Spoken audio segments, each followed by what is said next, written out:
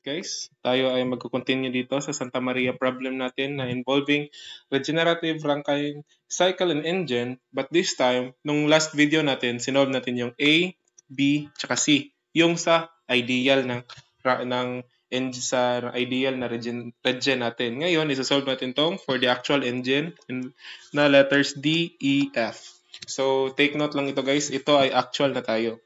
So, na-solve na natin to dito guys. Kung hindi niyo pa ito napapanood, panoorin niyo lang. Lagay kong link sa baba. Wow, link sa baba.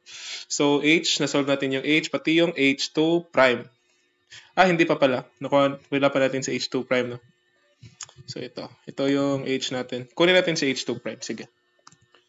So, kunin niyo yung steam table niyo. At 0.2. So, this one is for H2 prime. Kunin niyo yung table, kaya steam table niyo. Pressure at 2 is 1.20. P2 is 1.20 megapascal. And T2 natin is, ilan yan? 120, 230. 230 degrees Celsius. So, open your steam table. Probably table 3 to guys, kasi superheated yung ideal natin. So, table 3 pa rin ito. Kunin nyo guys, dapat marunong kayo magbasa ng steam table tsaka humanap ng values. 1.2, 1.2, 1.2. Bilis, bilis, bilis. Ito. Tsaka after nun guys, hanap kayo ng yung 230 degrees Celsius. Sana meron yun, baba ng 225. Yung H2 prime natin is H2 prime is equal to 288. 2888.9 S2 prime. Kunin na natin in case. 6.73 94. So, letter E. Lagay na lang natin to guys. So, kopyahin natin to sa ating charts of H para hindi tayo mahirapan maghanap-hanap mamaya. So, yung ideal na M1 natin, is ito. Ito yung ideal na M1 natin. Ideal. Pero yung sa actual daw guys, M1 prime is equal to 0.20 or 20%. So ano yan guys? Paano? Sabi dito sa letter D, the temperature of feed water from the open heater. So anong lumalabas sa feed water natin guys? Wala tayong plant layout pero ito, kunin na natin to. Ito yung papunta doon sa feed water. Ito yung feed water ito.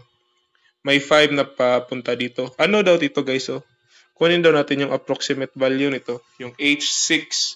Meron tayong H6 pero sa ideal. Ngayon this time, kunin natin yung actual.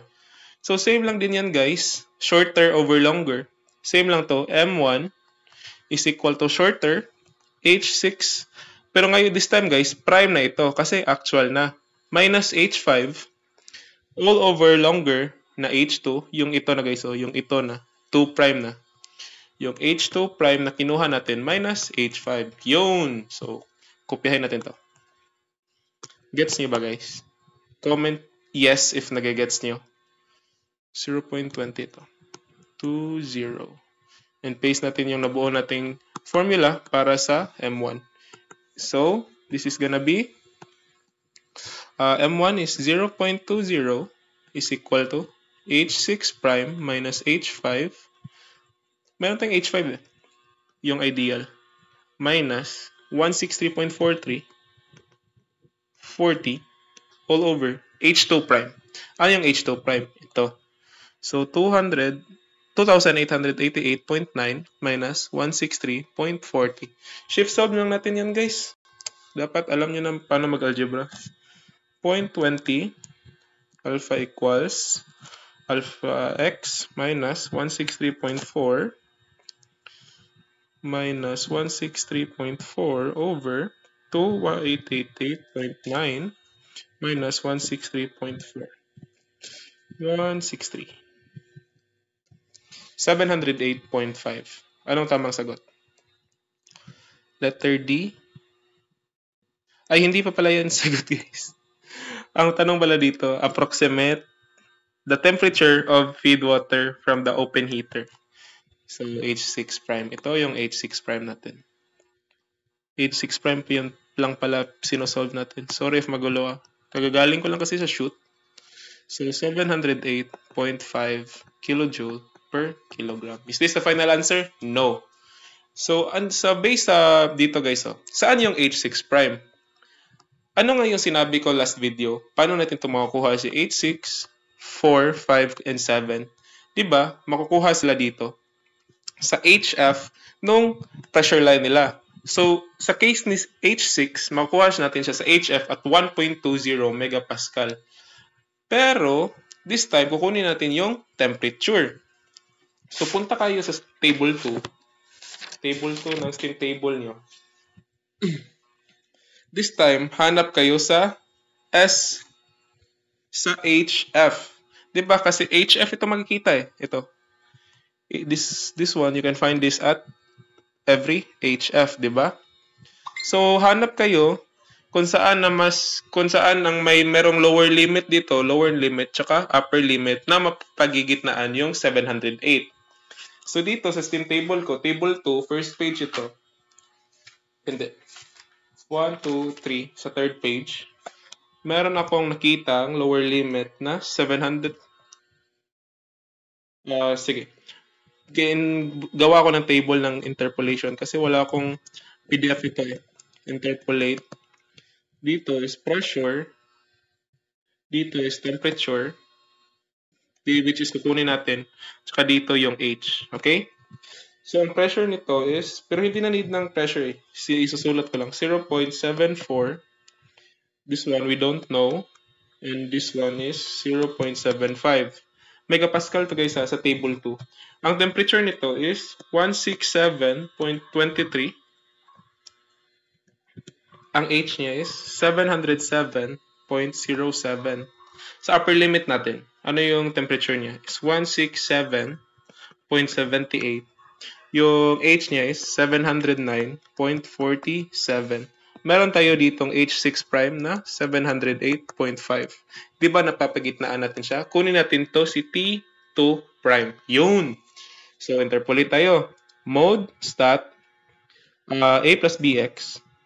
Clear natin yung data. So, actually guys, hindi na to kailangan. No? Hindi na talaga to kailangan. Ipapakita ko lang sa inyo kung saan ko to kinuha. Table 2. This one, you can find this one at table 2. Okay? So, 167.23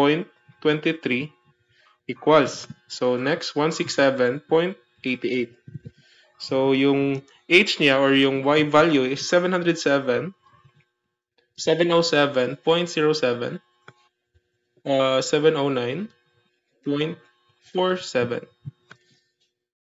Tama. So, this one is X. Lagay natin to. This one is X. Ito. X value. This is Y value. Okay? So, kunin natin si T2 prime. Interpolate natin. Shortcut na tayo, guys. Caltech AC to save. Shift stat. Regression tayo. Tsaka X naman, di ba? 708. Hindi. 708.5. Yun. 167.62. 62.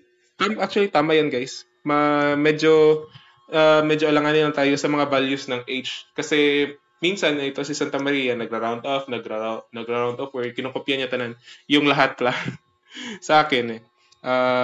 Nagto-2 decimals na ako. Kaya meron talagang discrepancy. T2 prime is actually 167.62 degrees Celsius. Okay, check. Meron tayo dito. So, NK is equals to WK over WB. Sa given guys, meron tayong a 10,000 kilowatt turbo generator. So power yan guys. Power yan is equal to 10,000 kilojoule per second or kilowatts. So, sa term 1 natin guys, dapat tandaan natin to. Power is equals to mass flow times work. K. Kasi WK ito eh. WK. This is the generator. So, para makuha natin si WK, power of generator is equal to mass flow. Okay? So, for WK, solve natin. WK is equal to 10,000 kilojoule per second all over mass flow natin na 52,000 kilogram per hour. Pero dapat, naka-seconds itong taas, dapat seconds na itong baba. Okay? So, 1 hour is 3,600 seconds. So, WK natin is, calcu. Mode, complex na tayo. So, 10,000 over 52,000 divided by 3,600. 692.31. Cancel ito. Cancel si seconds. So, kilojoule per kilogram. Okay, NK. So, WK natin is 692.31 over. So, this one is work turbine. Saan yung work turbine natin? 787.21. 787.21. NK is gonna be 692.31 over 787.21. So, times 100 natin. Times 100. 87.94%. Sana tama. And yun, sa 87.9, tumpak, letter E. So, green marker natin. Okay. Last letter na po ba? E, F, F. So, letter F. So, find the approximate enthalpy of exhaust steam and its quality. Magsabi tayo ng exhaust, guys. Anong first thing na nasa isip nyo? Exhaust, guys, is condenser. Yung binubuga ng condenser. Ano yung, saan nalolocate si condenser? Dito sa H3. Or dito sa may mixture na apart. Yung last step before to the left ang PS diagram natin. So, H3 prime. Kunin natin H3 prime. Tsaka yung X value niya. Yung X quality. So, paano yan, guys? Wala tayong percent ng WB. So, meaning, NK is equal to NB, which is equal to 87.94% or 0.8794. So, NB is equal to H3 prime, H2 pala. So, NB is equal to H2 minus H3 prime over H2 minus H3. Ito sa guys NB is WB over WI. Yan. Itong indicated work natin is equal lang siya sa work ng turbine. Okay? So, ano ito? So, 0.8794 is equal to H2 natin. Kopyahan natin ito, guys.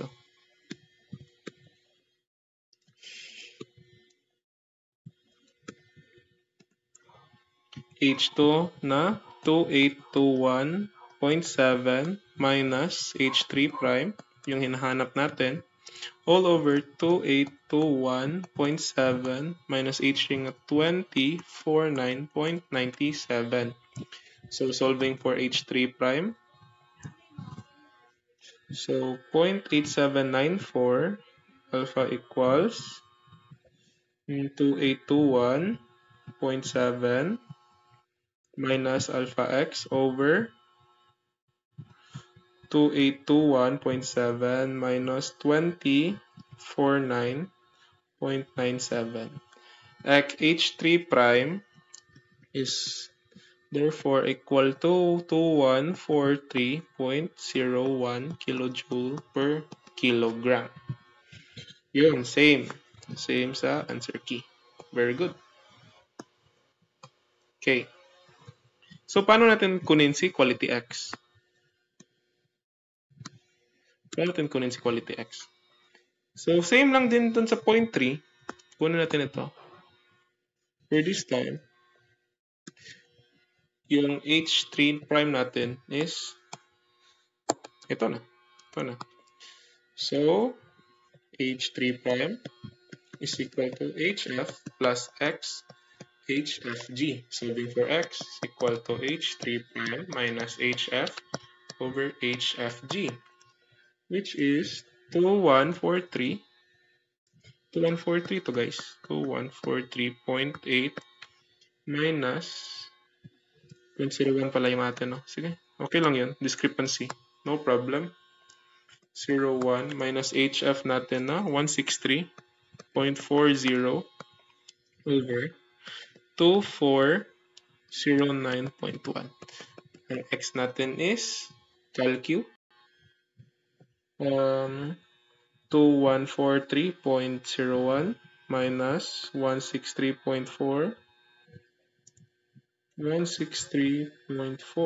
over 2409.1 times 100, 82.17%.